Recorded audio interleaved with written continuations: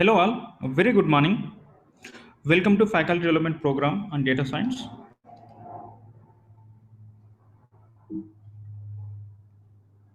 Right. So last week we have discussed a few data mining techniques such as clustering. In clustering we have discussed the hierarchical clustering, and also we have discussed about k-means clustering. And then we discussed about the association rules, also called as the market basket analysis. Yeah. Today we are going to discuss about a very important technique called as PCA, principal component analysis. So this is the backbone of the modern data analysis. And also many people would think this is a black box method because the underlying mechanism, the working mechanism is poorly understood by many people. And so that's why people would call this as a black box method. Let us see. So what is this PCA and how these PCs are being computed and where do we use and the applications in the industry. Let us discuss about this PCA.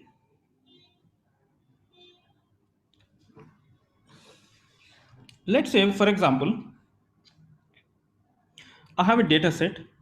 The data set has 100 columns, 100 features.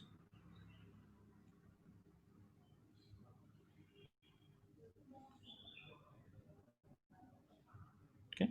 So like this, we have many columns are there.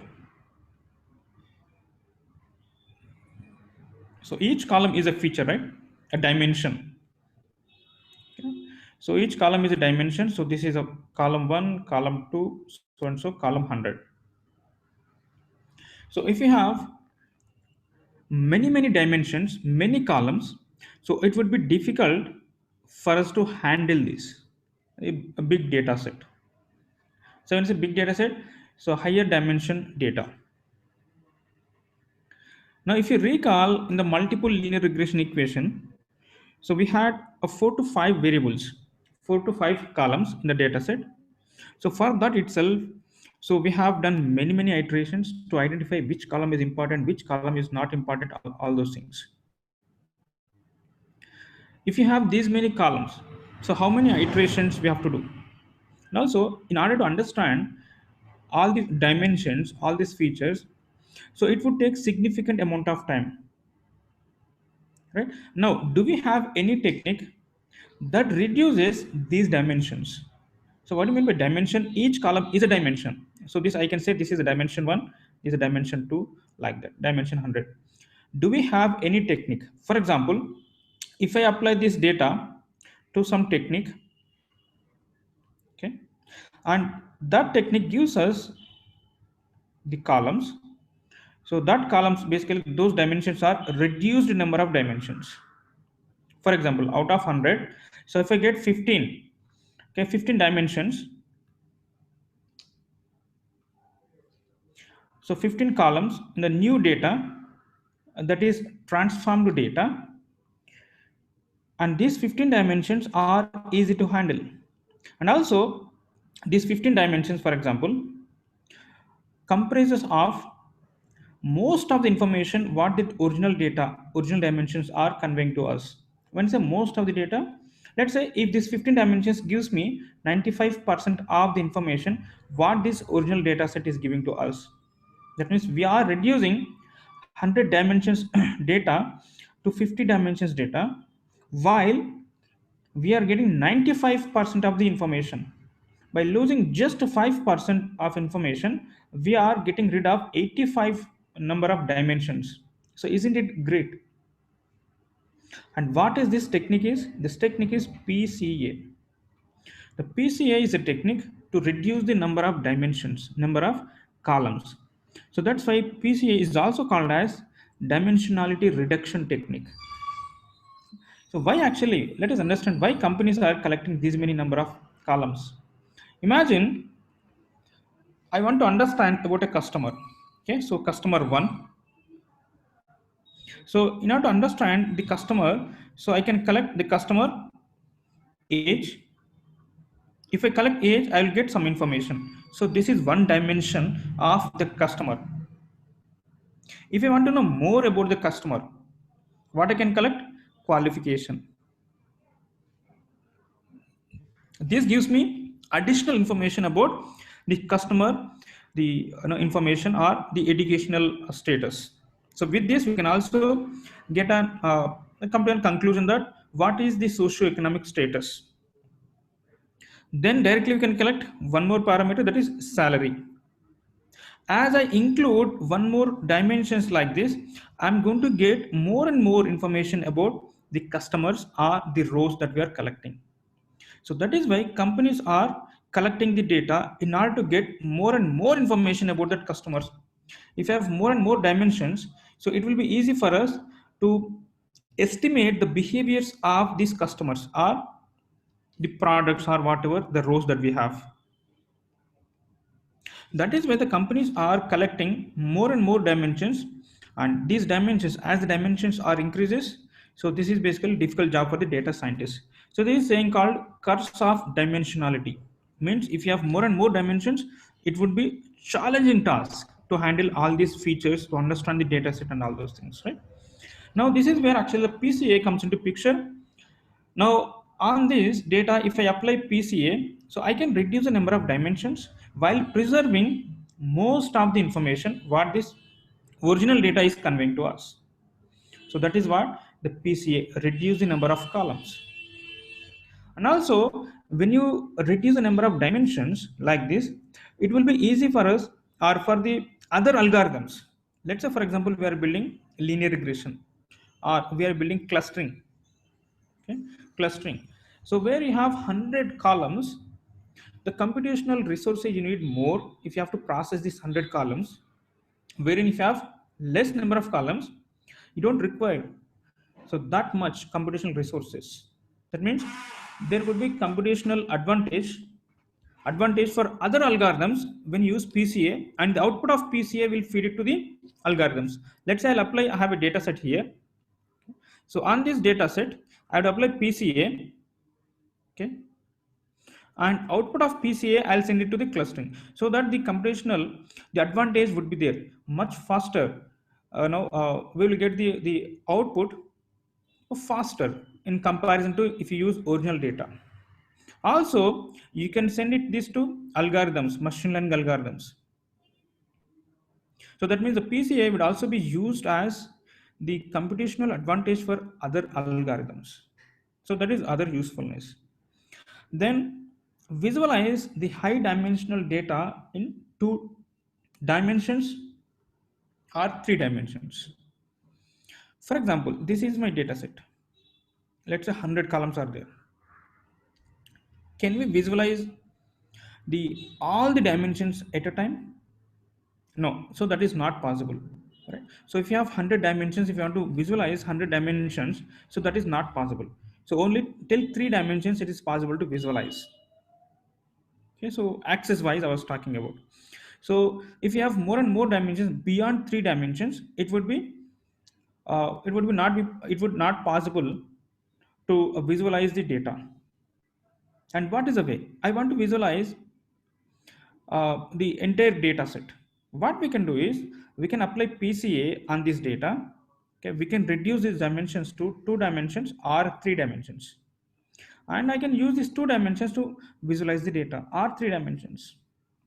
Right, so these are the main applications or uses of the PCA: reduction in the number of columns, dimensions, and we can visualize the data in 2 dimensional or 3 dimensional space. And also this also will be used in image compression. In the image processing techniques, image compression will use.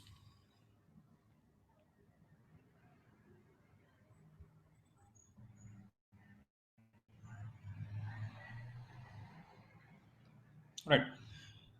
So let's say a sample data here, the same data, university data. We have worked on this data set in clustering algorithm. So when you apply PCA on this data, so what happens? The output of PCA, so we'll call them as PC1, PC2, PC3, like that. And how many number of input features or input columns are there in the data set? the same number of PCs will get in the output. So here we have 6 number of columns, and the output of PCA also will have 6 numbers. Then where is the dimensionality reduction? Yes, the dimensional reduction comes into picture. Out of these 6 PCs, we would select subsets of PC. I would go for first 4 PCs, or first 3 PCs, or first 2 PCs. Yes, based on a certain criteria that we are going to discuss. Okay? So that is how actually we are going to reduce the number of PCs. All right. Now let us understand the concepts of the dimension. Let's say I have RNA sequence gene, let's say, and from this I have read some values. From a single cell, I have read these gene sequence values. So 10, 0, 14. And these values I can represent in a number line. So 10 is here, okay, 0 is here. Dimension, if you have one column, that is called as one dimension. So when I have one dimension, I can represent so that in one number line. So one dimension is equal to a number line. Right. Now let us go for the next. Yeah. 2 dimension. So I have 2 dimensions. I have read the data from 2 cells. So dimension 1, this is dimension 2. Yeah. So dimension 2. So these 2 dimensions space. Okay, so this is X and this is Y. So I can name this as cell 1 and cell 2. And data points I can represent in this 2-dimensional space. When you have 2 dimensions, we'll use 2-dimensional space to visualize the data. Okay. Now, when you have 3 dimensions, like, so I have cell 1, cell 2, cell 3. So each one is 1 dimension. So 3 dimension, I can represent a data point, 1 row. When I say data point, 1 row in the 3-dimensional space like this. So this you can say X, Y, and Z. So this cell 1, cell 2, cell 3. So 10, 8, 8. So the 10 is cell 1. Cell 1, 10 here. Cell 2, 8. Cell 3, 8. Okay. So the data point that satisfies all these lines. So that is where actually here. So our physical world is a 3-dimensional space. You can imagine the room that you're sitting in, right? You can think of a corner, okay, a corner. So one direction is this side, direction is this side, other direction is. If you point out, if you look at a corner of the room that you're sitting in, you'll see that the 3-dimension. And if you want to mark a data point in the 3-dimensional space, you need 3 values, 3 coordinates along with the 3 dimensions. So that is what the data point here. Good. So this is 3D graph. So we can go for 3-dimensional visualization of the data when you have 3 dimensions. Now let's see for fourth dimension.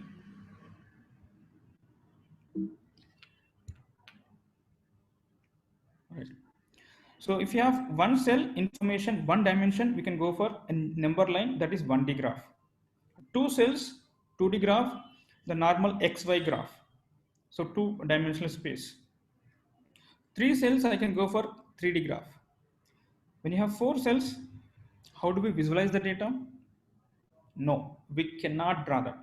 The 4D graph, so that is not possible. So this is a limitation of the visualization. I was talking about the dimensions, and I'm not talking about the other way of representing the dimension in the graph. Okay. So if you have 200 cells, how do we visualize all this data in one go? So that is not possible beyond 3 dimensions to visualize in the dimensional scale, right? Okay. So this is what actually the limitation that we want to overcome. Now let us understand, so how this dimensionality reduction technique would work. Intuitive manner, let us understand. So here we have how many dimensions? We have 2 dimensions. This is dimension 1 and this is dimension 2. So what I want to do is, so these 2 dimensions, I want to reduce it to 1 dimension.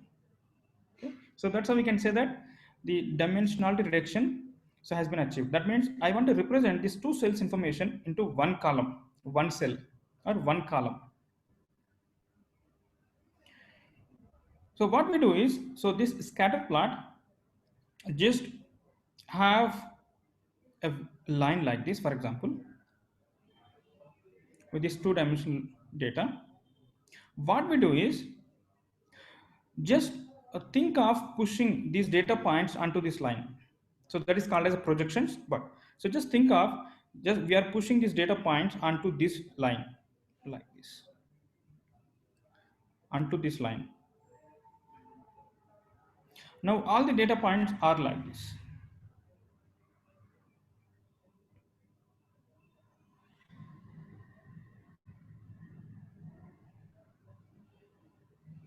So you see this is the data points on this line.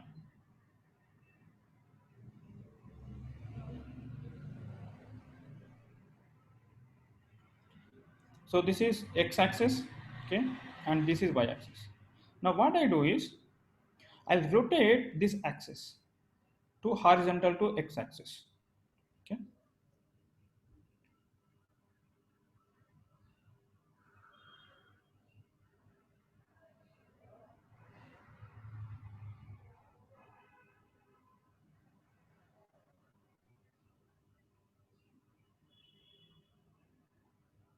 So this x-axis and this y-axis. Now you see, so what is this line called? A number line. So on x-axis we have numbers like this,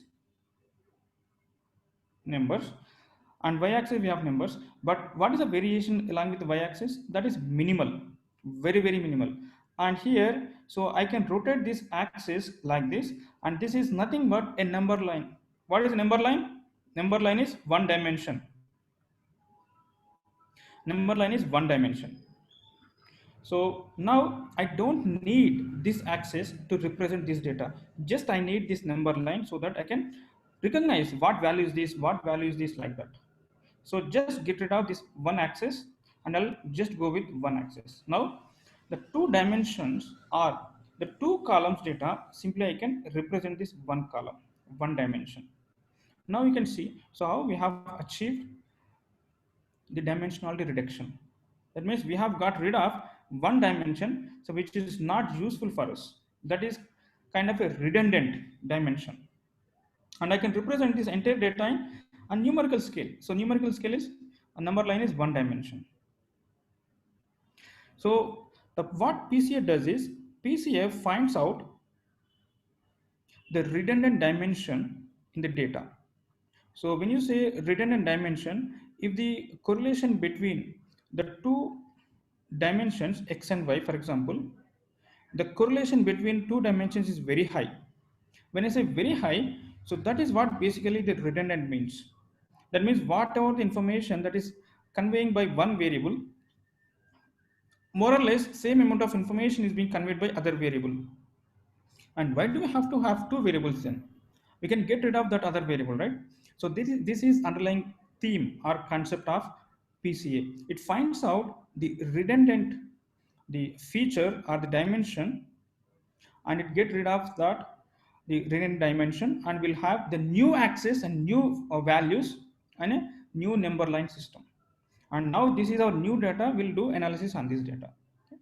So this is how we can reduce the 2 dimensions or multiple dimensions into lower dimensions.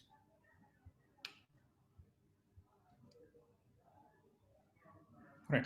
So the same way we can understand here, the 2 cells information, we can rotate the axis, and what are the fluctuations are there here. These fluctuations, just I can suppress them and I can make them into one line, that is called as a projecting the data points onto this vector space. Okay. So I'll project onto this line. Now this 2 dimension so became 1 dimension. I don't need this. I'll get rid of, and I'll have only one line. So that one line is nothing but 1 dimension number line.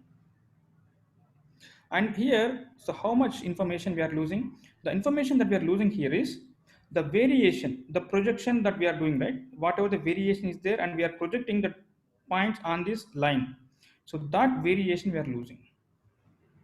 Okay? If that variation very low, then we can say that the information that we are losing is also very low. When do we get the variation is very low? So for example, if you have the data points or the variables like this x, y, if the variables are highly correlated like this, that means positive, perfectly or positively correlated, simply I can have a line like this. So all the data points are another line only. Okay? So here we are not going to lose anything. So simply I can have like this, rotate this axis, get rid of this, and whatever the information that you have here, 100% you are getting if you go for one dimension.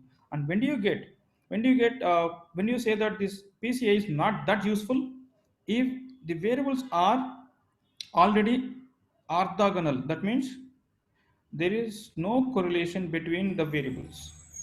So in this case, so if you project, okay, if you push the data points from here to here, here to here, the variation you are losing. Okay, from here to here, the variation you are losing here.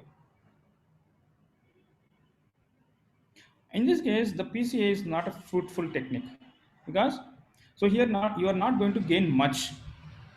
Even if you reduce one dimension, you are going to lose a lot of information from the data. So when you have the highly correlated variables, then it is very useful, the PCA, and redundant, the column or the dimension would get removed.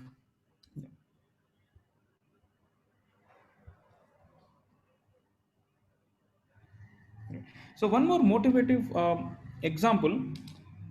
So on, even if you lose one dimension, still you will be able to get most of the information. So how? For example, our physical world is the 3-dimension, right? As we discussed.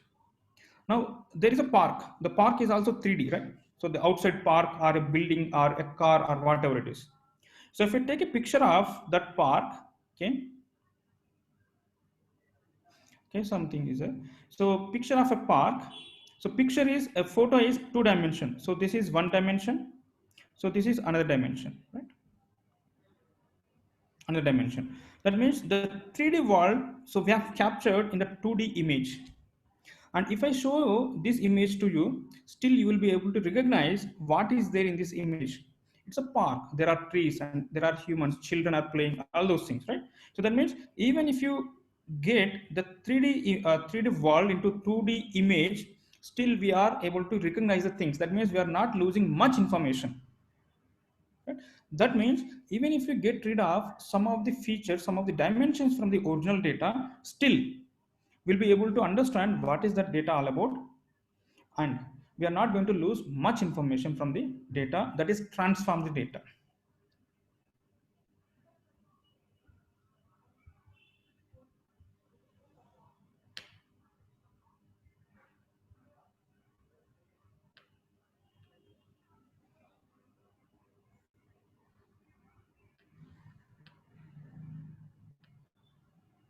All right, now let us understand the idea of the PCA. Let's say, for example, we have quiz scores of students from quiz 1 and quiz 2. Okay, so these are the two quizzes, and we can visualize in 2D space like this. Now what we do is, so first we'll identify in which direction the most variance is there, the spread is there, the most spread in this direction we have the spread. When I say spread, the data points are spread across. So this is the direction where the spread is there. In the higher the spread direction, that means higher the variance. So in the higher the variance direction, we will have our vector.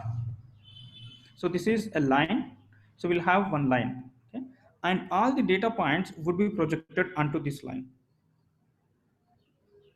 Okay, like this. All the data points would be projected. You can think of pushing. Pushing is not right, but just projecting all these data points onto this line like this. So why only in this direction? Because this is the direction where the most of the variance is information. Okay, so high variance, that means the lots of information.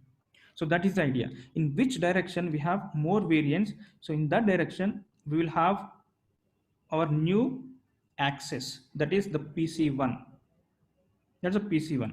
And then PC1 collects the most of the information from the data, and the other PC, okay, so the PC2 would be identified, would be constructed the orthogonal to the existing data, existing PC. Now this is another the direction where we'll get the next highest variance. So this is the spread, right? This is a spread, the next highest spread. So in this direction we'll have the PC2, and again the data points would be projected onto this line. Now PC2 would capture whatever the information that is left over by PC1. Now I'll get PC1 and PC2. Remember, so how many original the dimensions are there in the original data? The same number of dimensions will be there in the PCA also, output of PCA. So here we'll have PC1, PC2, that is equal to PC1 and PC2. Now the PC1 will have the most of the information. The PC2 will have the next highest information. That means whatever information that has been left by the PC1, the leftover information would be collected by PC2. So when you combine these two, then you will get 100% of the information. Okay.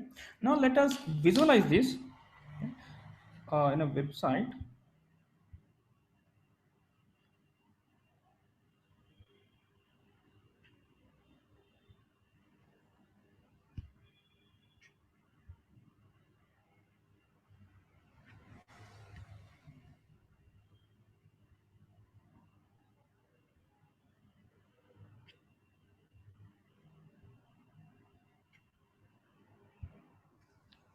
Right.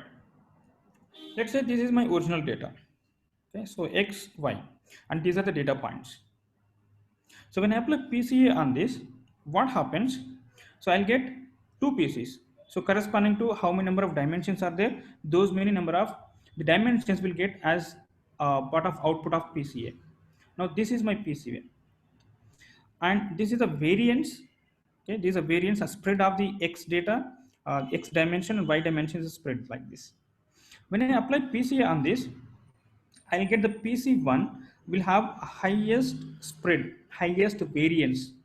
When I say highest variance, the PC1 will have the most information or most important information. The PC2 will have next highest information. Right. Now let me arrange this. So in an order here. Now let us see what happens. The PC2 and PC1. Now with this, I can say the X and Y are correlated, highly positive correlation, that is positive one. Now you see how this PC1, PC2 have been arranged. So all of them are on a line. Now PC2 became redundant. Now here you can check the PC1 has all the information. The spread is information. So the spread is information from here to here, that information is there. PC2, no spread, zero. That means the PC2 became redundant.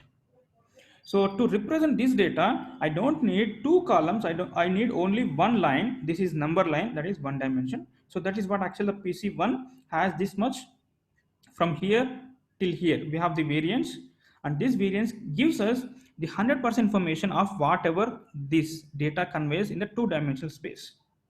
Okay? So this is how actually, so we can understand PCA, the intuition of the PCA. So there is a three dimension. So 3D cloud. Okay, so these are PC. So PC1, PC2, two PCs, and these are the original data points X, Y, Z. And when we apply PCA, we will get three PCs: PC1, PC2, PC3. The PC1 will have highest information. The spread is more. The PC2 is the next highest, and PC3 is the next highest. So this is how the PCA would be arranged. Our PCA concept is how it is the PCA concept is, right? Now let us understand the internal mechanism of the PCA. So how these PCs, when I say PCs and projection and all these things, let us discuss in detail. So in your input data set, if you have P measurements, P measurements are dimensions, P dimensions. When you apply PCA, we will get P principal components. That means if you have 100 dimensions in your original dataset, I would get 100 PCs. The output of PCA is called as PCs. PC1, PC2, like that I'll get 100 PCs. If the input data is correlated, okay, the output, the PC output would be uncorrelated. So ordered by variance. So these are the output properties of the PCA. That means if you find out the correlation between any pairs of PC, okay, so that would be 0. So the PCs are uncorrelated, means the PCs are not at all redundant. So whatever the information that captures by PC1, the remaining information would be captured by PC2, and there would not be any redundant between PC1 and PC2. That is what the correlation is 0. So this is very, very important aspect actually, property when you're going for algorithm building, right? Now let's understand how do we compute this, the PC1, PC2, PC3 like this. So this is my input data set, like SAT score, top 10, acceptance ratio, like that. So how do we get this PC1? The PC1 is a linear combination of all the input columns. And we cannot say that PC1 is directly equal to SAT score or PC2 is directly equal to top 10. No. So there is no direct relationship between the PC1 to the input columns, individual columns. You cannot say that PC1 is equal to, yeah. So PC1 is equal to SAT score. No, this is not right. Because the PC1 would be constructed as a linear combination of all the columns. What do you mean by linear combination? Just give me, let us understand with a simple example. Let's say I have a glass of water here. Okay, so this is a glass of water, the top 10, like this we have.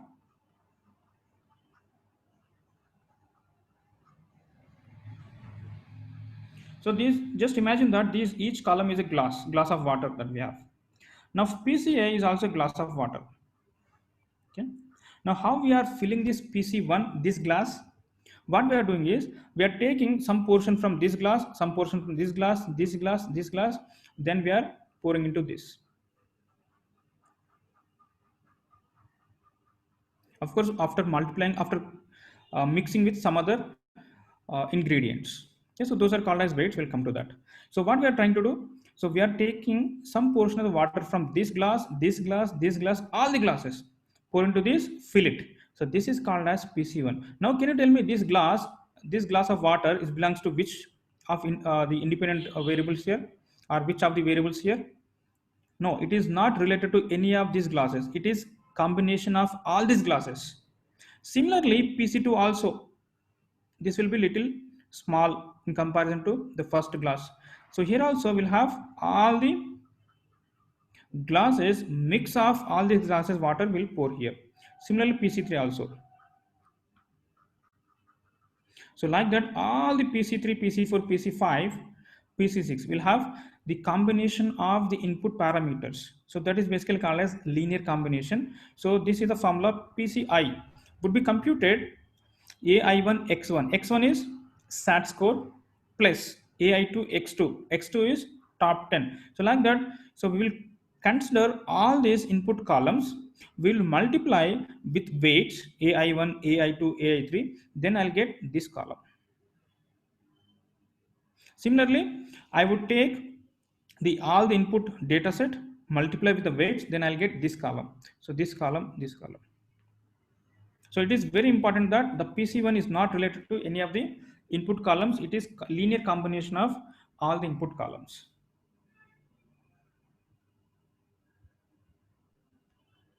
Right. Now to compute this PC1 or PC2, so what do we need to understand? So how do we compute that? So we need covariance matrix, and we need concept of eigenvectors and eigenvalues of covariance matrix. Now let us understand what is this covariance matrix and what are these eigenvectors and eigenvalues.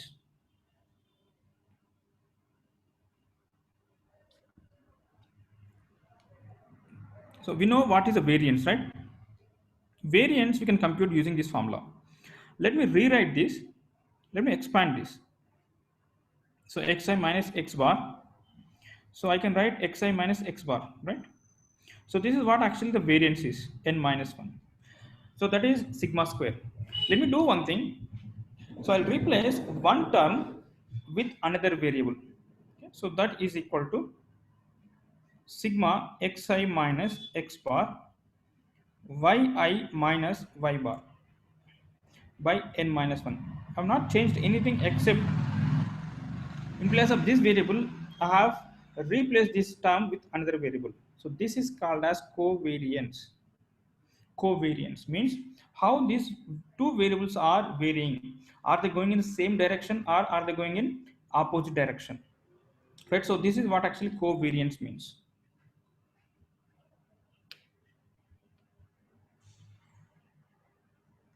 Right. So covariance of xy is this formula. And why do we have to use this covariance? The covariance gives us the idea of whether the two variables or the two parameters are going in the same direction, then that is called as the positive covariance. If the variables are going in the negative direction, so one is going up and the other one is going down, that means if one variable increases, the other variable is decreasing, then we can say that is the negative covariance. And the two dimensions are independent to each other, so one variable is not affecting the other variable at all, then that is covariance is 0. So these are three, the covariances are possible: positive, negative, and covariance is 0. See, this is similar to the correlation, right? So we have discussed the correlation. Similar to correlation, when you have the correlation matrix, why do you have to again go for the covariance? The covariance calculations will be used to find out the relationship between the dimensions in high dimensional data when you have more than 3 parameters. So in these dimensions, higher dimensions, the covariance calculations will be useful for us. So in fact, the correlation is nothing but covariance by the standard deviation of the variables. So this is the correlation. The correlation is nothing new. Basically, this is the correlation is from covariance only. Once you compute the covariance, after standardizing the covariance, they will get the correlation. The standardization is basically to make sure that the correlation between -1 to +1.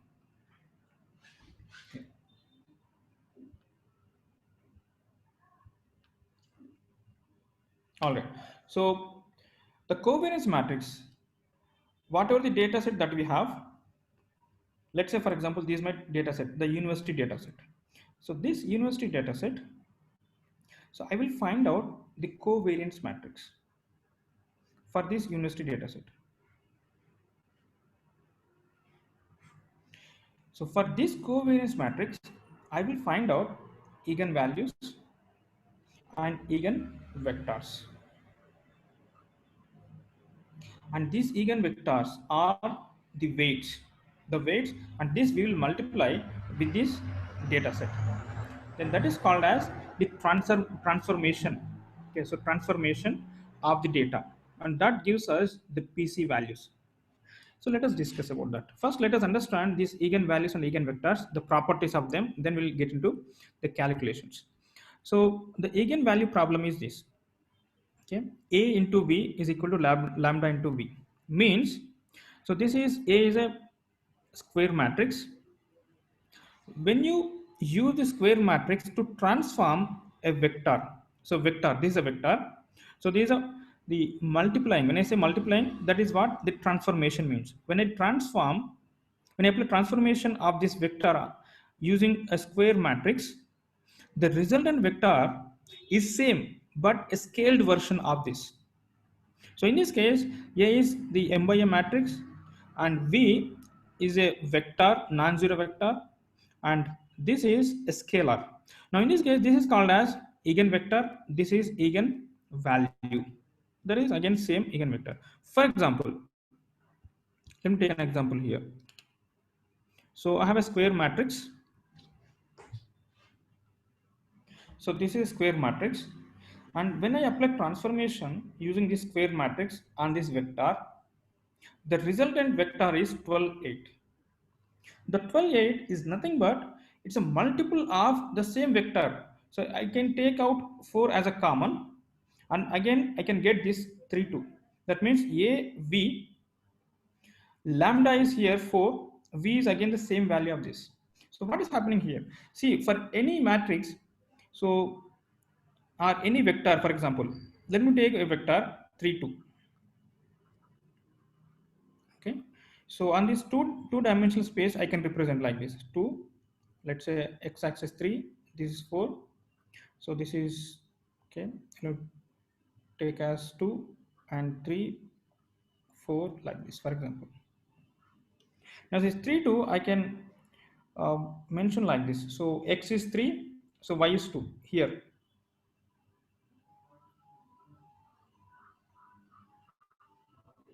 This is a vector.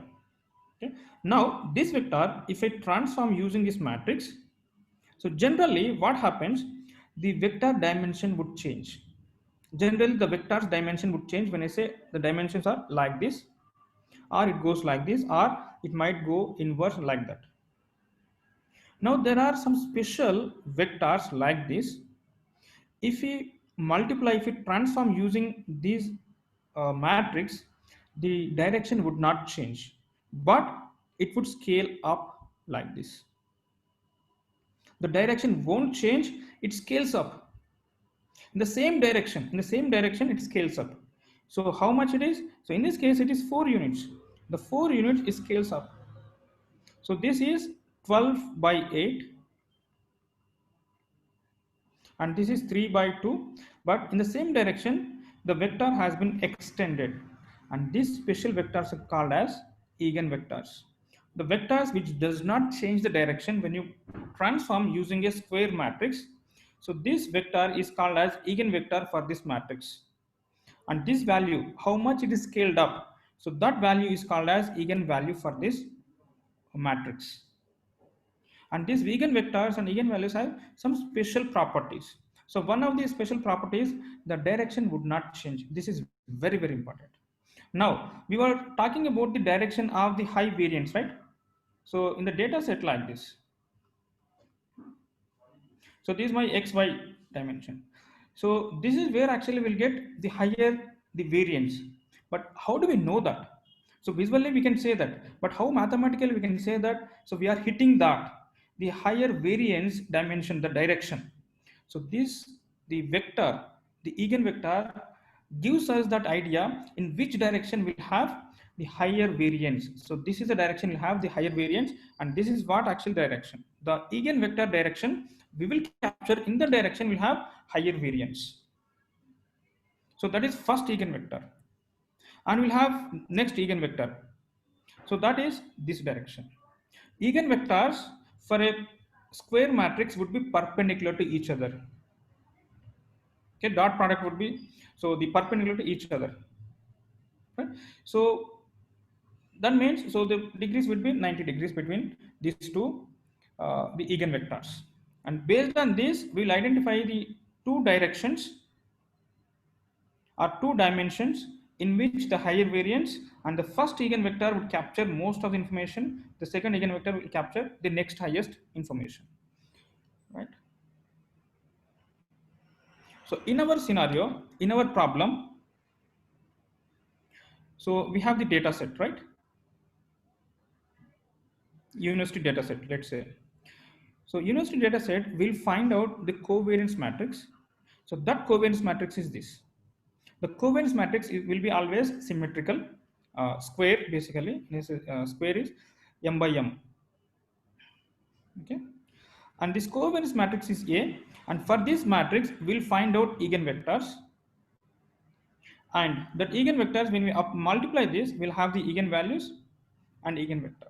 So this is what actually we are going to do. That means for any data, if you want to transform using the principal component analysis, first we'll have to find out the covariance matrix, then find out eigenvector, eigenvalues, then based on that we'll find out the PC, transformation of the data.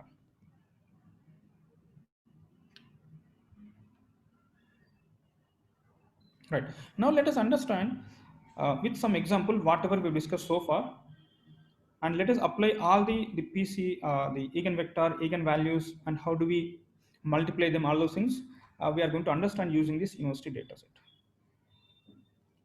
So before applying PCA, we have to center the data. We have to scale the data. So this is a jet standardization of the data or normalizing the data set like this. So once we normalize the data, okay, the PC algorithm would be applied on that.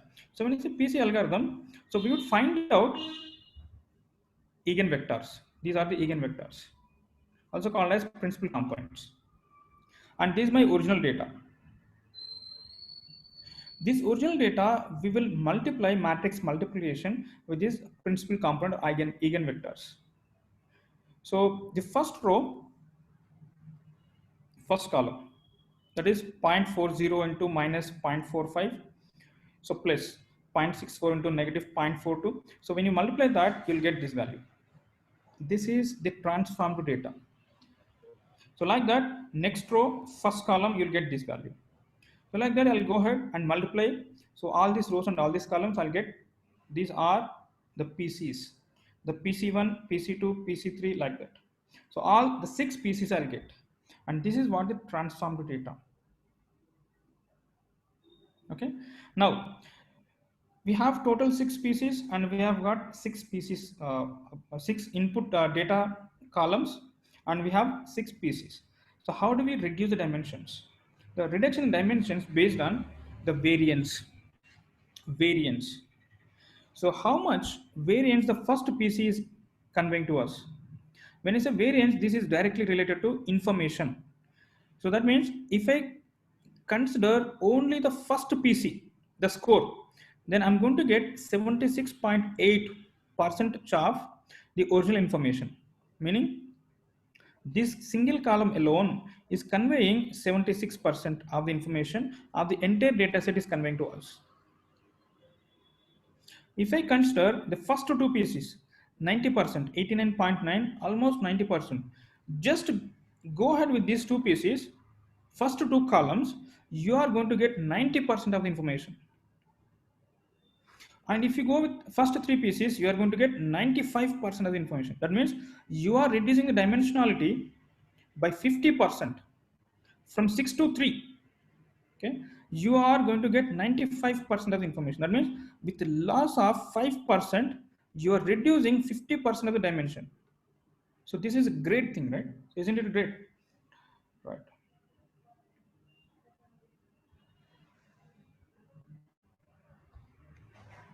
Okay. So this variance would be computed based on the eigenvalues. The eigenvalue corresponding to first PC will have highest amount of information, and this is 4.6 is the corresponding to first the eigenvalue, and then 0.78 is the next the eigenvalue. Like that, we have based on eigenvalues we'll compute these variances, and there is a cumulative variance. This is a percentage of variance and there is a cumulative variance. So like that we'll compute. So each PC how much information it is giving to us.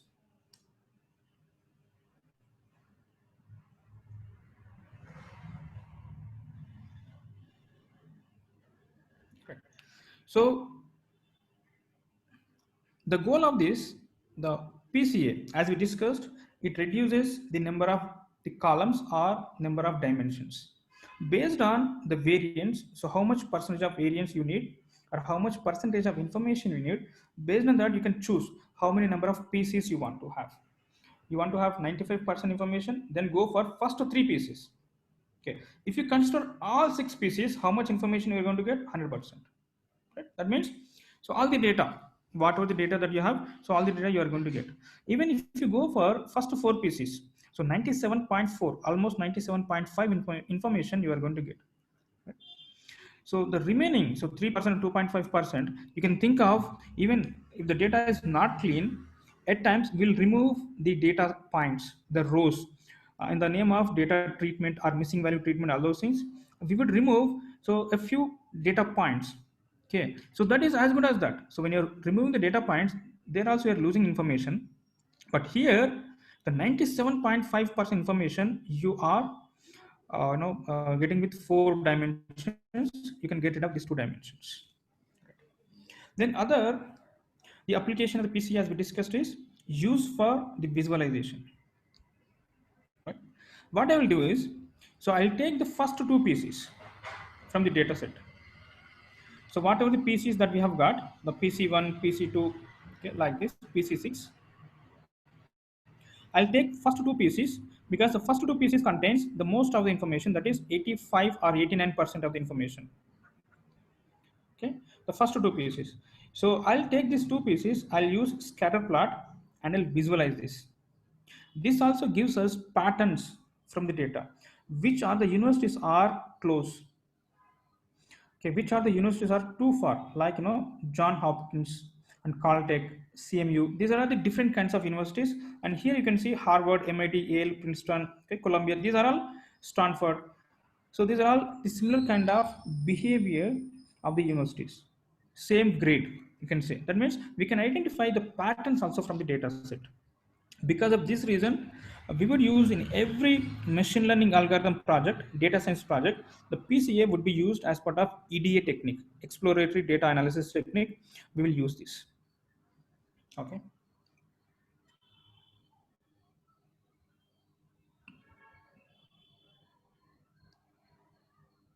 Right.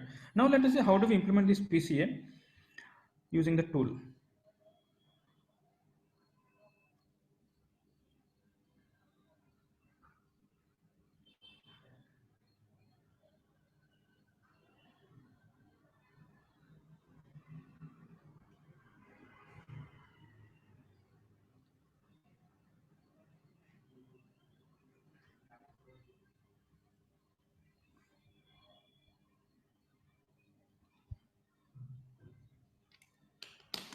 Now let me show you. So how do we compute these PCs in a tool?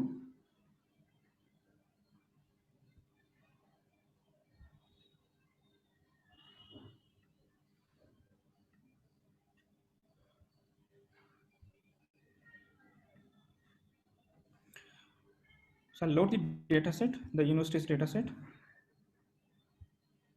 Yeah. So this is the same data set that you have worked for clustering as well. So, so print comp is a function.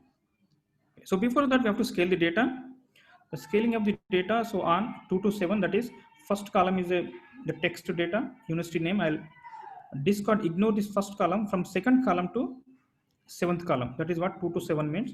I'll apply the scaling function, and you can see this is a transformed or the scaled data. Then apply principal component. Yeah. So principal component, university name, the scores are true. The scores are PC scores are true. Right. So we have got the PCS. Now let us see PCS summary.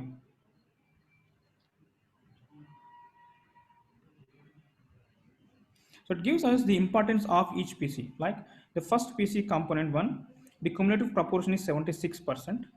Component 2, so cumulative, if you consider both component 1 and component 2, you'll get 89.9% information. The same thing whatever we have seen.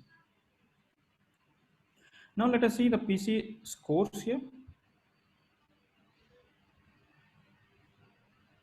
So this is the transformed the data.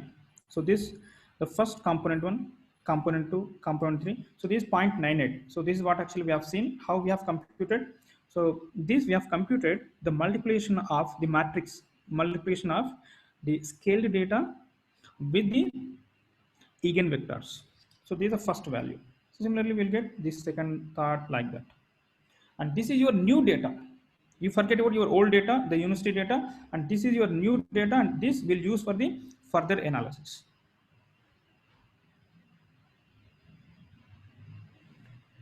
Right. So let me take first two components. Let us plot them.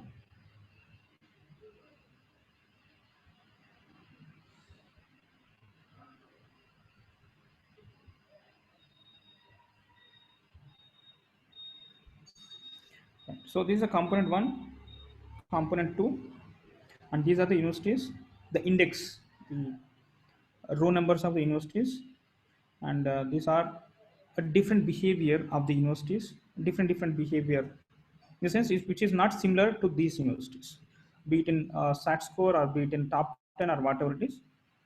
And this is where we have seen the most premium universities cluster here. So these are how we can identify the patterns from the data set.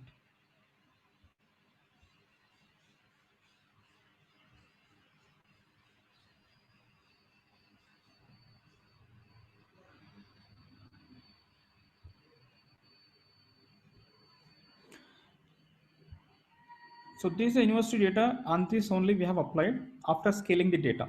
So we have applied a scaling on the university data, on this scaled data. So we have applied principal component. Okay. Right.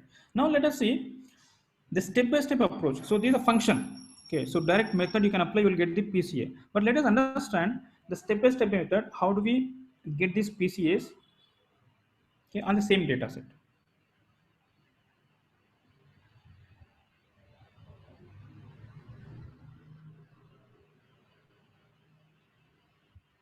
So let me load the data here again. Right. So these are university data. So I would apply scale on the data. Yes. So now this is the scaled data here. I can see. What is the first step? We will find out the covariance matrix for this PCA. Let us compute the covariance matrix. So this is the covariance matrix. A square matrix, 6 by 6. The next step is, for covariance matrix, we will find out eigenvalues and eigenvectors. So eigenvalues are these. These are the eigenvalues, whatever. So we have seen that the variance. And eigenvectors.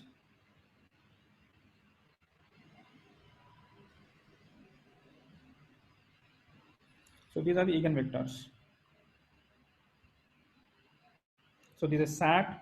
So these are top 10. So corresponding to each dimension, you have these eigenvectors. Then, so we are multiplying the PCA. What is the PCA? The PCA scaled version of the university data. We are multiplying PCA with the eigenvectors. So this is what transformation is. Okay. So here we'll have all the PCs.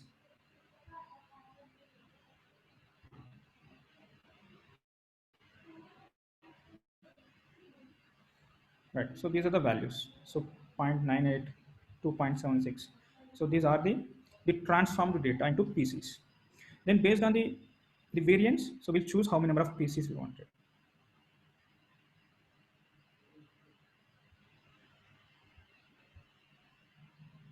Right. So the first one is 76.8. The second PC 13.83.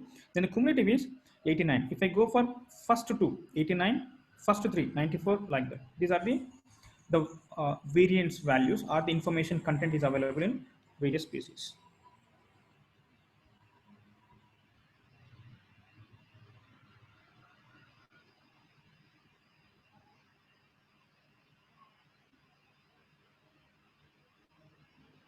All right. Now let us understand how this PCA would be applied. So in case of image processing, okay. So it's one example. Let us see. So how can we achieve the image compression using the PCA?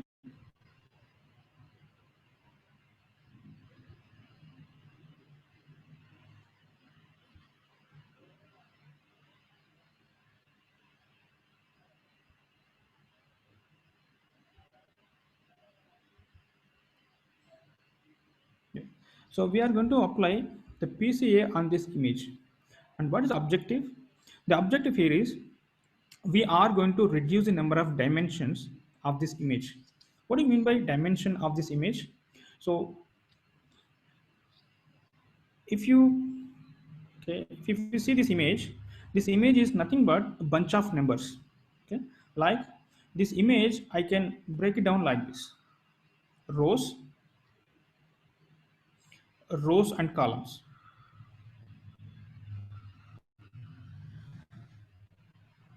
So image is nothing but a bunch of numbers called as pixels. Okay, so I can say like this.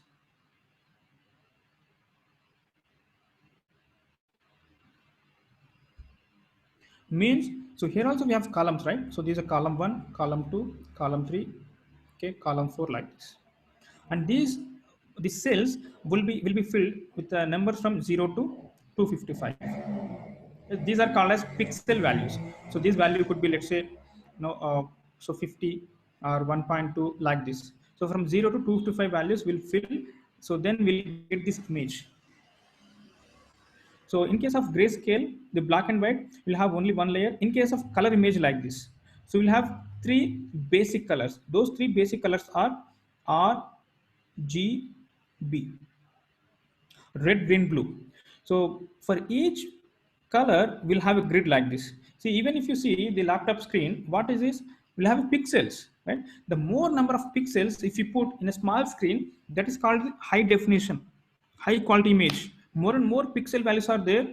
Okay, uh, in a small screen, that means you are going to get the high definition screen. Based on the pixels, you will have the clarity of the image, right? Now for each color, we'll have a grid like this. For red, we'll have a grid like this. For green also, on top of this, you can think of overlaying one layer on other layer. So this another layer. So this belongs to, let's say, green. On top of it, we'll have one more layer, that is for blue.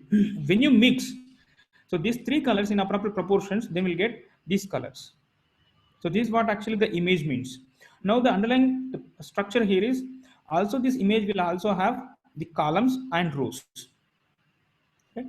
Now let us read this image and let us see how many number of columns are there. And let us see if we can reduce the number of columns using PCA. So still we are able to represent, or still we are going to get decent image quality. So that is what actually we are trying to do now.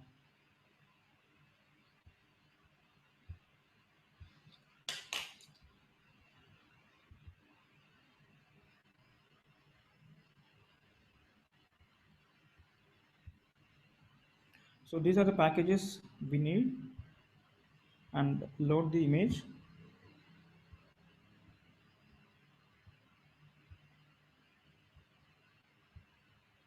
Right. So it's a large array. So these many elements are there. Let us see what are those elements.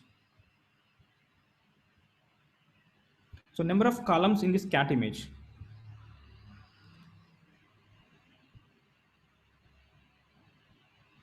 So 600 columns are there. Okay. So number of rows. So 398. So columns and rows. Now let us compute this. So 600 into 398.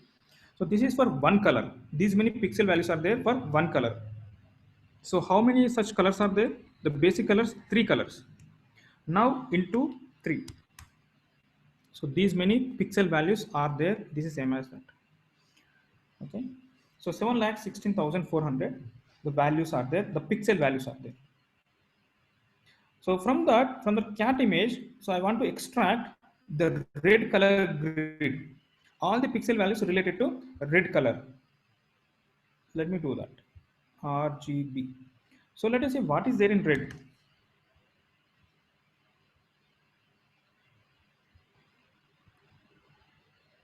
Right.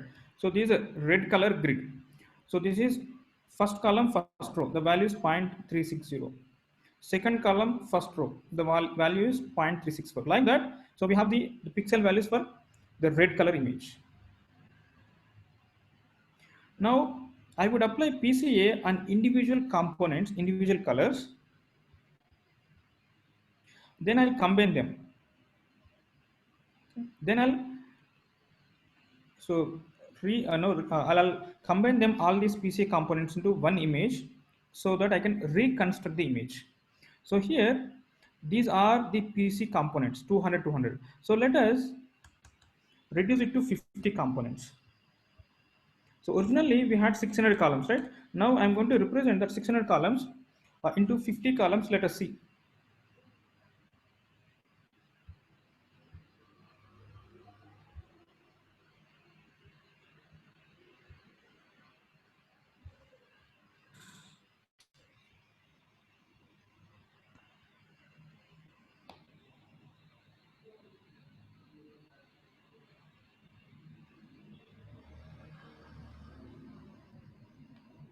right? So with 50 columns, still we are able to see the image, and it's a decent quality. Now let us try to reduce the number of dimensions, number of pieces. Let us make it as 10, or let us go for 20, for example. I'll remove this.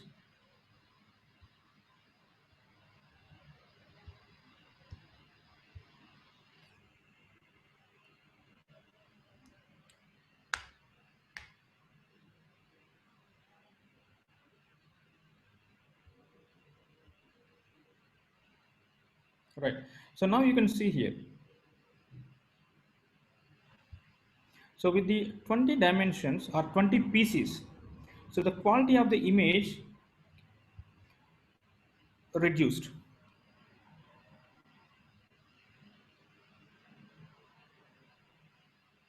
Right. So you can see here the quality of the image has been reduced because the information content is not enough to reproduce the image. So we have given only 20 pieces, first 20 pieces. Right? So that means 600 the columns information. So we are trying to capture in 20 dimensions. So that is not enough here.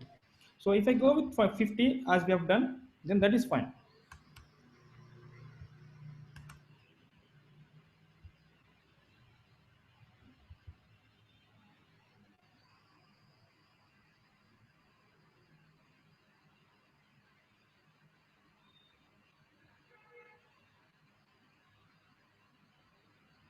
Right. So this is the image with 50, first 50 pieces.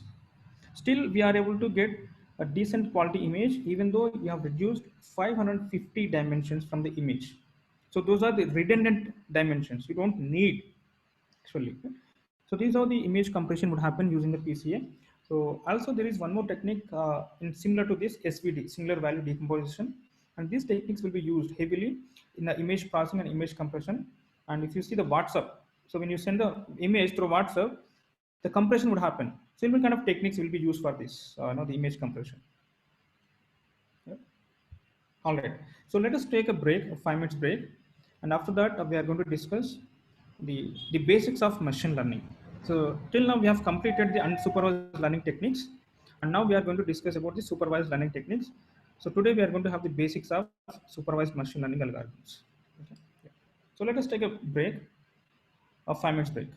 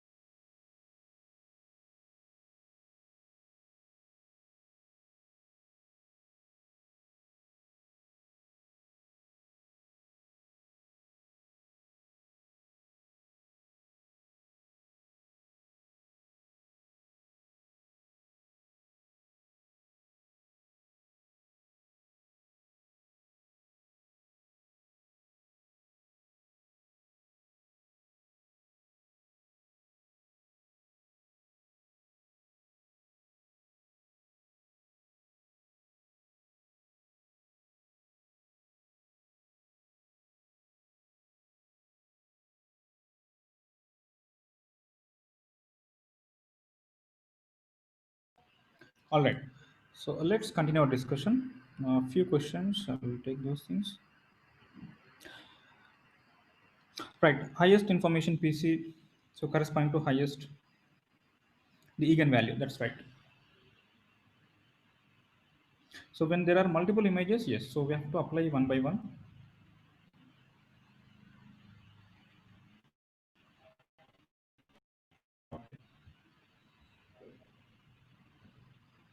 Right. So now we are going to discuss about the supervised machine learning techniques, where the dependent variable is involved, where the training is involved. So that's what actually we are going to discuss now. So let us discuss the flow of the workflow of machine learning algorithm. Okay.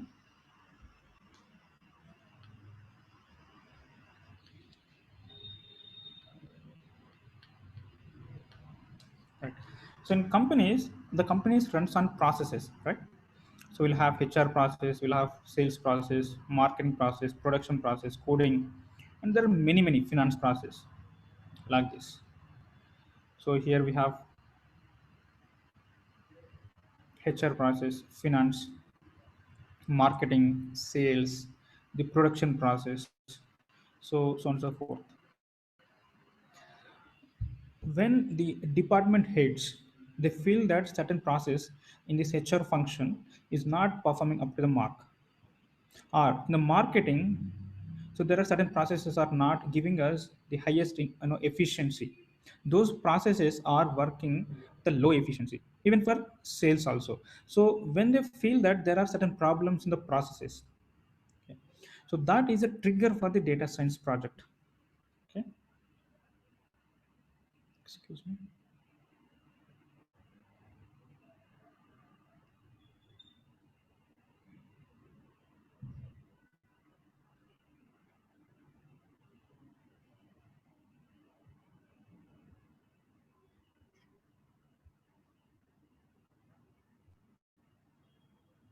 Right. So so when there is a problem with these processes, then that is a trigger for the data science project. So what could be the sample problems? The problems could be, let's say for example, related to HR function, recruitment process.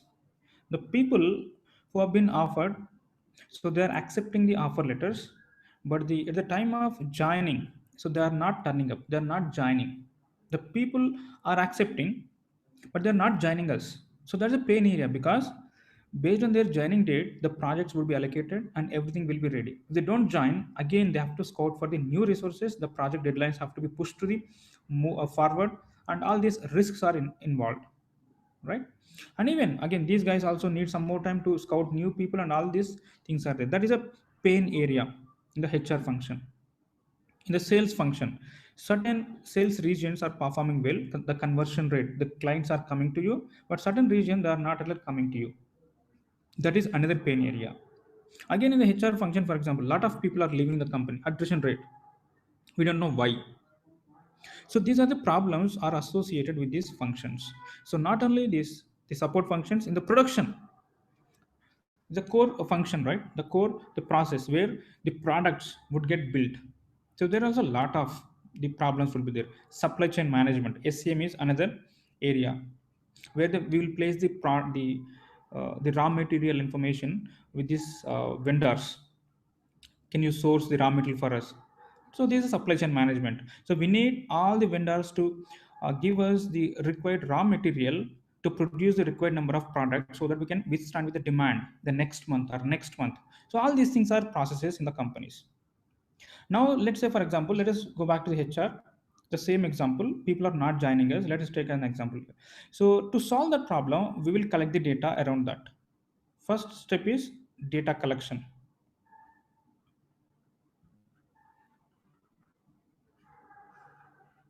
So to address that problem, what kind of data we can collect? We want to address, so whether a particular the employee that offer has been rolled out is going to join us or not. So that's the problem we are solving. So to solve that problem, so we can collect the data like age, okay? So the salary that we have offered, the past salary, experience, what kind of technology that is going to or she is going to work on, qualification, so on and so forth. How far the office from their home. So whether are we offering the transportation. So these things would matter actually, right? So these the variables that these data set we would collect. So that is as part of data collection process. And while collecting the data, so the business owners, the business team will help us, because they know, right? So they are in the business since years, and they know what kind of parameters would affect this kind of problem. And with the help of the business team, we'll collect the data.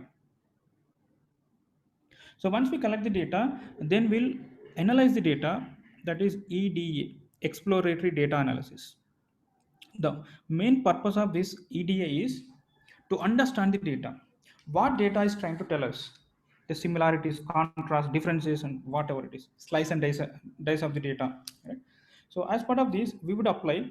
So what are the techniques that we have discussed? Be it descriptive statistics, inferential statistics, or the unsupervised learning techniques such as clustering, PCA, or association rules. Okay, so these are the techniques that can apply. So as part of EDA, to gain insights into the data. The basic objective of this EDA is just understand your data. Right? So once we have the enough understanding or insight generation, then we'll go for the next step is feature engineering.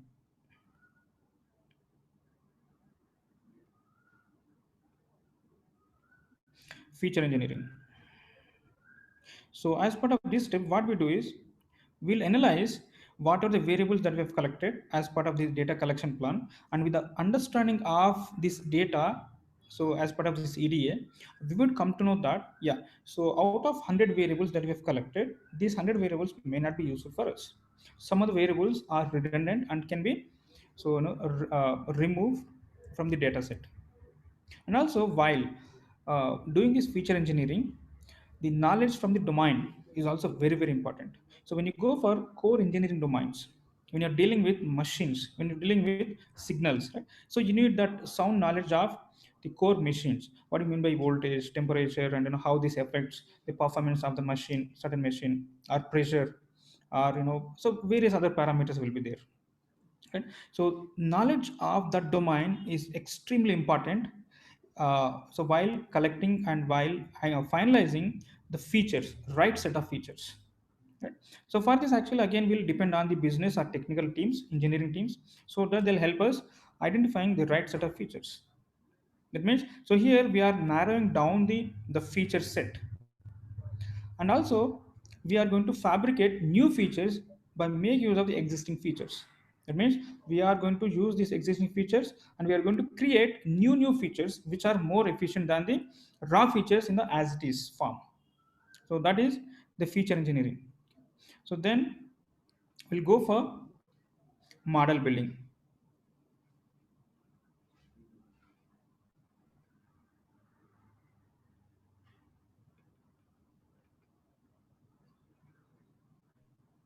Yeah.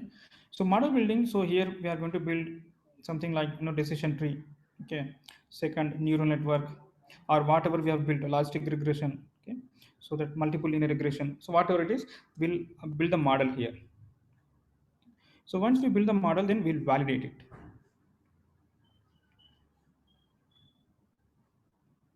If the model is not up to the mark, the accuracy of the model is not good. Let's say the accuracy of the model is very bad. Let's say 60%. So with this, you cannot go ahead and deploy the model, right? So this has to be improved. So as part of this validation phase, we'll come to know that whether there is a room for improvement of this model. So if yes, then I'll go back to the data collection method. If the model is not up to the mark, then go back to your data collection methodology and check any other variables you have to collect, or more and more data points you have to collect. So from there, again, you will follow this process. Again, do the ADA. If you have changed the data, you have added more variables, or you have added more data points, then again do the EDA, because the patterns would change. When you add the more variables, more features, the patterns would tend to change. Again, understand the data, again do the feature engineering, then model building, then validate. Again, if the model is not up to the mark, again go back. So this process repeats till you get a good model. When I say good model, good accurate model. Once the model is good, then we'll deploy the model.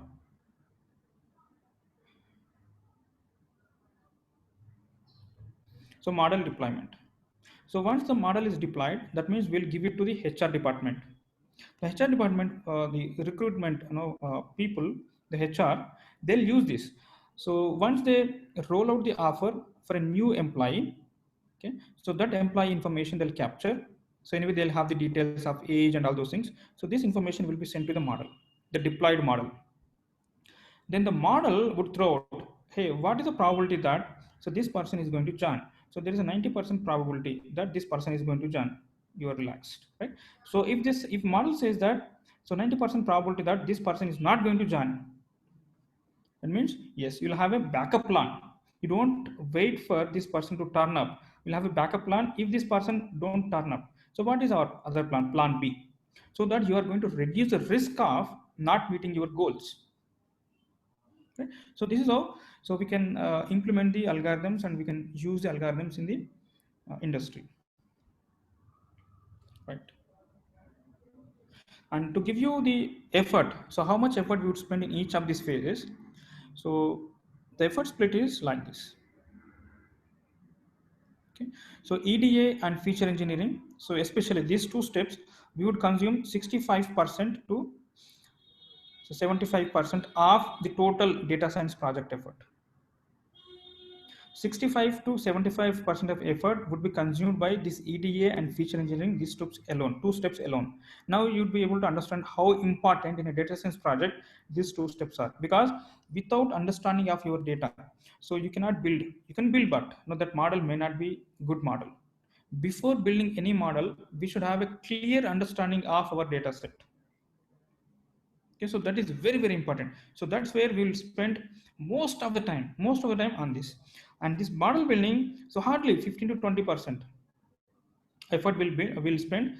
Just know, you will identify certain models, you'll configure them, you'll build the models and check, validate, and you'll go back, and this process repeats. So these are the percentage of effort split. So here we'll spend 5 to 10% on the deployment, and this is 15 to 20% for model building. Yeah. So this is as the effort is more, and these are the most important phases of the project.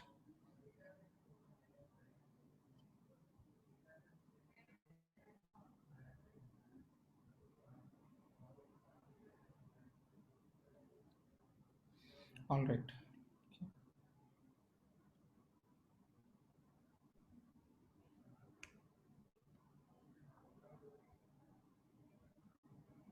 Now let us understand that flow, whatever we have discussed, with one more example.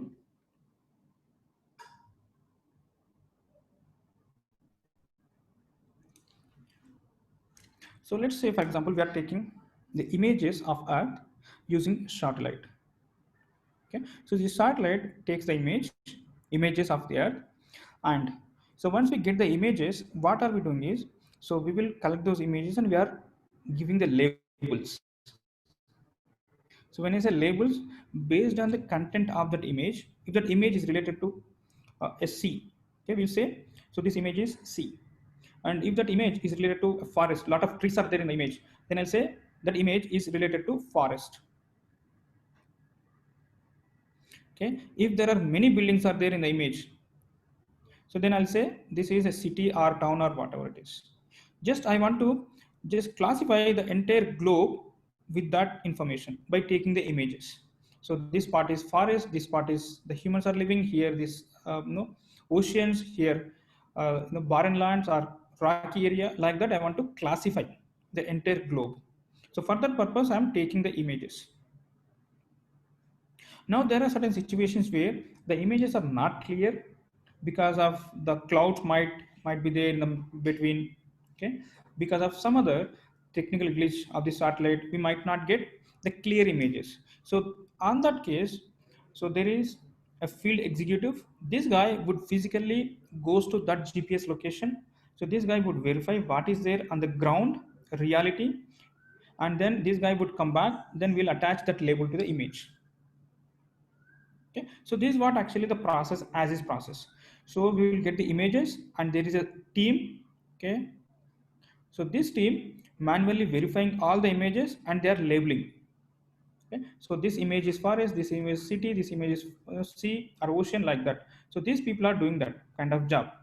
And if certain image is not clear to them, so they are sending a field executive to that GPS coordinates, and that guy is going there and verifying physical and coming back, and that information will pass on to this team. Again, they are using that to label the images.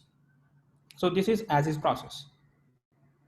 So the information that these guys gives us is called as ground truth or output or dependent variable label.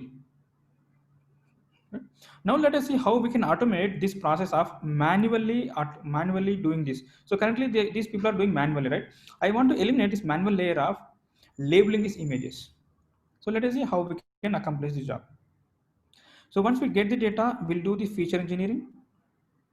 Then I'll use these features as well as the ground truth, the Y variable. I'll build the model, the train and ML algorithm. So we'll choose the model type and model complexity. We'll discuss, so what are these things?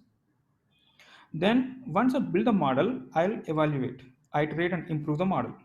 If the model is not up to the mark, then I'll go back to the model, I'll go back to the features, then I'll check the data also.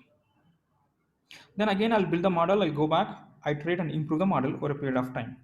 Then once the model is good, then I'll deploy the model on the production. Okay. Once the model is deployed, now as soon as I receive the images from the satellite, I'll send it to the deployed model. Now this model would recognize and would assign the labels for each and every image. So this is an image. So images are coming here. So once I send this to the model says that, hey, this image is forest. So this image is ocean. This image, people are, lot of buildings are there. So this is a city or town. So now we are just avoiding this layer, the manually labeling the images. Simply we are sending it to the model. Now model has learned the patterns from these images, and that concept is being applied to the new images. So that is what actually the machine learning algorithms so can solve complex business problems or complex business processes. So here, so it requires some knowledge, right? If you have to categorize the images, so these guys have been trained on this work, and these guys are applying that work. And that is basically kind of a domain knowledge they are acquiring over a period of time. So that domain knowledge has been acquired by this model, and model is doing that job now. That means we have simplified the entire process. No one has to do this, and no one has to go to that, and we are going to get the images labels once we apply to the model. Right? So these are the people are applying, and we are solving the complex business problems using these models, algorithms. Right. Now let us understand, okay, the flow, the same flow, so in a different format. So we have the data here. Okay, we'll generate the insights. Insights are nothing but the EDA, exploratory data analysis. From here we'll generate the features. From feature, then we'll build the model. Of course, features requires the domain knowledge also, and we'll also apply some statistical or data mining techniques to identify the best features. Then we'll build the models. Then we'll make the predictions using the models. And based on that, we'll take the decision. And the more important aspect in the model building process is feedback loop. So this is very, very important. Let's say, for example, for the same HR problem, so we have built the model, and the new offer letter that we have rolled out. Okay, so this information, whether this guy is going to join or not, this is what actually we want to find out. This information we would feed to the model. Okay, so model throws out that the prediction, hey, this guy is not going to join.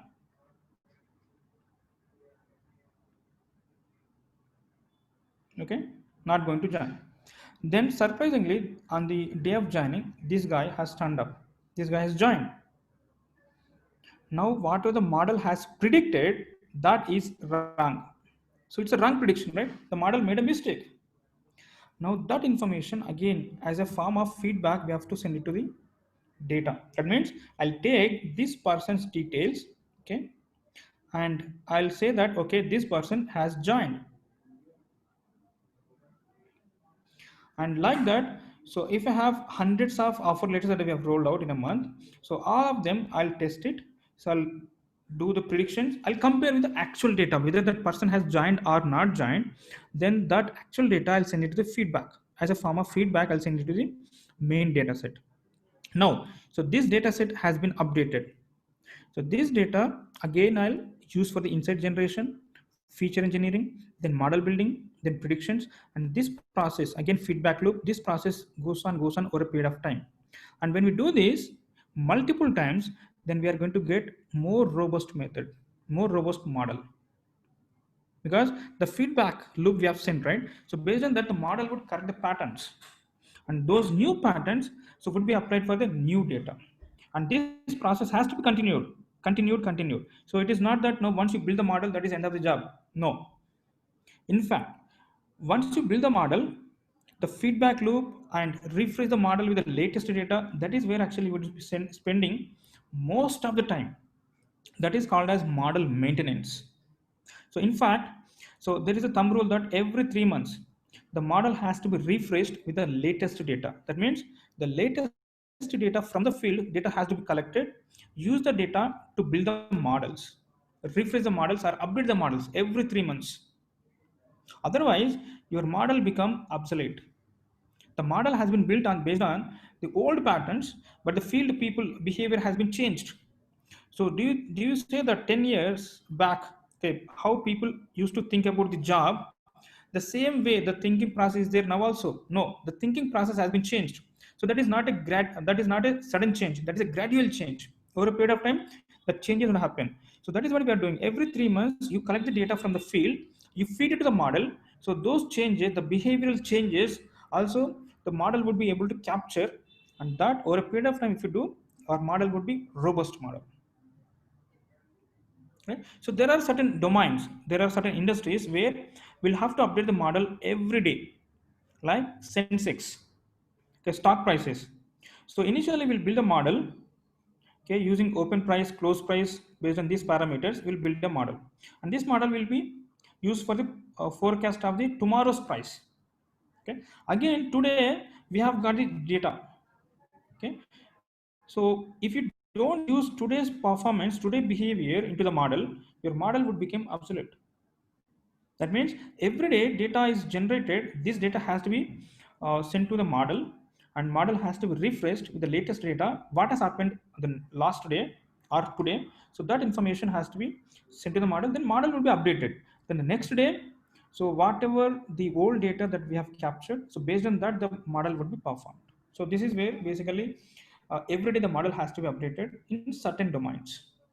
And most of the domains we can use this 3 months time period, or if you have most the data is collecting more frequently.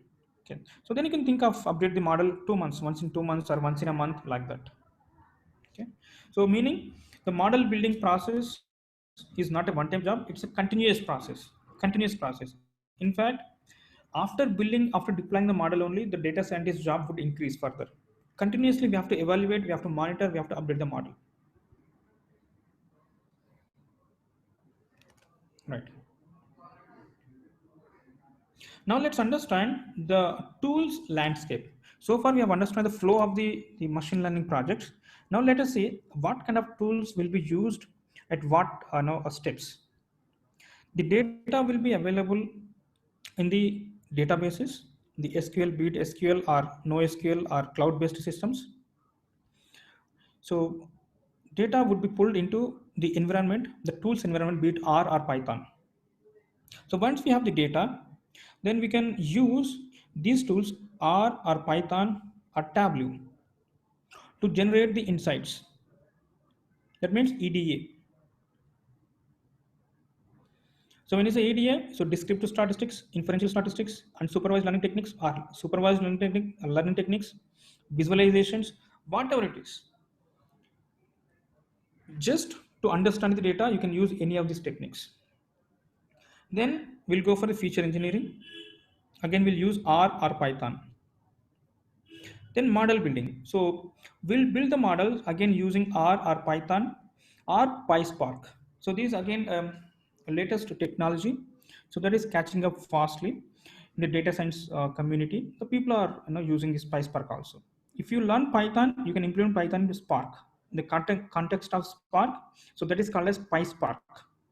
So this Python version of Spark. And also even if you learn R, so there is R version of Spark that is called as Spark R. The main advantage of this Spark system or technology is the processing speed would be more. The speed in comparison to any other languages, the speed is more. Or you can build the algorithms on cloud platforms. Like we have the Microsoft Azure, so we have Amazon Web Services, AWS, so we have Google Cloud Platforms, so we have IBM Cloud Platform. Okay, so these are the different cloud platforms. The companies are so moving to these platforms, and there so we'll have the data in these the system ecosystem itself, the Azure, the cloud or AWS, and you can access the data from there.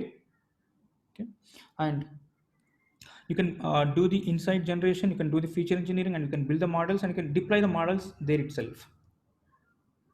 Okay, then so once you build the model, we'll do the prediction, we'll make the predictions for the new data point, and again the predictions will be made using these tools, the R, Python, cloud platforms, and the output of these models, then we can use any of the visualization tool such as Tableau or Power BI or Excel or whatever it is, just to make understand the business team, so what is the predictions and all those things, right? So based on that they'll take the decisions.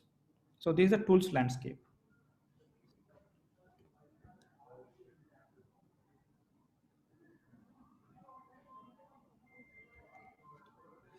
All right. Now, so what we are going to do is, so we are going to discuss, so as per this flow chart. First, we are going to discuss about the data, okay, the insight generation, and then feature engineering, then model building, so then predictions. So this is the flow we are going to follow to understand these machine learning concepts. The first one is in this workflow is a data. So data is the most important. So without data, you can't do anything, right? So the data is the first trigger point for any data science project. If you say here, dating the data means, so what we do when we date our partner, girlfriend or boyfriend, right? So we will spend most of the time with them to understand how they behave in different situations. We'll spend time together to understand their behaviors, their nature, right? So that is the same reason dating the data means spend most of the time with the data to understand the data behavior, the patterns, what is the data trying to tell you. Okay, apply different methods to bring out the useful patterns or insights. So that is what the dating the data is, right? Now, so as we discussed, the 65% to 75% of the data of the time, okay, we would spend in the data cleaning, data understanding, or feature engineering, right? So why do we have to spend this much of amount of time? What is the reason? Because data comes with a lot of problems. When you collect the data from the field in the real-time scenario, it is not a clean data. So that comes with a lot of problems like feature noise. Values may not be accurate. So when you collect the data from core, engineering or manufacturing of machines, you will use sensors to collect the data, right? The sensor malfunctioning. The sensor, the data that you get is may not be correct, or sensor biased. The sensor calibration, so plus or minus some value would be there, okay, 0.005, something like that. So that means the accuracy of the data that you collect through sensor. But over a period of time when you're using, because of wear and tear, so it might be only produces 0.05. So every value is increment by 0.05. That means the sensor is biased towards the positive value. Okay, sensor resolution. So I want to collect the data at every 1 second, for example. Okay, 1 second, a temperature value, let's say, so 35 degrees. Second, so 39 degrees. Like that, I want to collect. This is my plan. But because of the sensor resolution, so there is something has happened. So it is collecting for every 2 seconds. Okay, second, 4, 6, like this.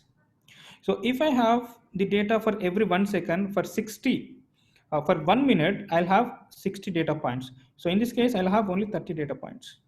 That means the resolution has been reduced. The frequency has been reduced here.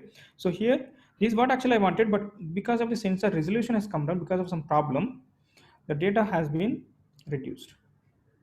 And in the call center kind of scenario, the notes captured by the call center executives, the transcription errors, data entry errors. For example, so the data entry operator is capturing the data of the age details of the customers, like it's a 15, okay, it's 25, so 35. All of a sudden, you have seen a value 250, okay, like this. Yes, so 250 is not possible. So in the age column, so this is because of data entry operator. It could be this 0 is wrong or this 2 is wrong, or probably the 5 is also wrong. So these kind of errors also would happen. These things we have to deal with. And comments, tweets, blogs, when you're dealing with unstructured data, the call center notes you have to process, the twitters, the tweets from Twitter, the blogs information, the news information, scientific papers information, when you process, so these pose a lot of problems. Also, missing features. Some feature values might be missing because of sensor went down, or communication or storage failure, human error, right? So these are the problems. So the data might not be captured properly. Non-normal features, the features that you have collected, so that is not a normal distribution. So highly skewed distribution or exponential distribution, right? Then heterogeneous features, the features that you collect comprise of various dimensions like ranges, different ranges, scales, different distributions, like age, income. Age is in tens, income would be in thousands and lakhs, temperature, tens, RBC counts, millions. Sometimes we have to combine all these features in a data set and we have to analyze it. And in that case, the data, the column or dimension which has higher magnitude would tend to dominate the entire analysis. Okay, so these also we have to take care. Multimodality features, the mix of numeric, symbolic, series, text. Okay, if you're dealing with image processing projects, right? So these are all the problems. To deal with these problems, we need to spend this much of amount of time. So that is why we have so higher time allocated for this EDA step, or data cleaning, data understanding step. Right. So let's say, so if you have a not normal distribution feature, this is one feature. So it's just positively skewed data, right? So if I use this feature as it is, my algorithm might not be able to predict or capture the patterns from this data. Okay. So by taking log, okay, so I can transform this data. So by taking log, so then I'll get this. So you see, this is a skewed data. So when I apply log, the skewness is vanished. Okay, it is approximately, I would say, this is normal. So I would use this feature instead of this. I'll discard this and I'll go for this, right? And other thing is this. So there is a feature. This is also another feature. So most of the values are focused on this interval, and very less values, very less values. So this is hopeless actually. So if you apply, if you use this for algorithm completely ignores the patterns from this data. So instead of using, again apply log. So at least, so this is a better, way better than this feature. Okay? I'll use this feature instead of this feature. Right? So that means you have to evaluate each and every dimension very closely, understand the dimension, identify the problems with the dimension, see the distribution, see the null values, ranges, then you have to treat them. Right? So that's how we will spend most of the time. Yeah. So the next step is feature engineering. All right, so we'll stop here for today. And so tomorrow we are going to discuss about feature engineering and the machine learning concepts, generic concepts related to machine learning.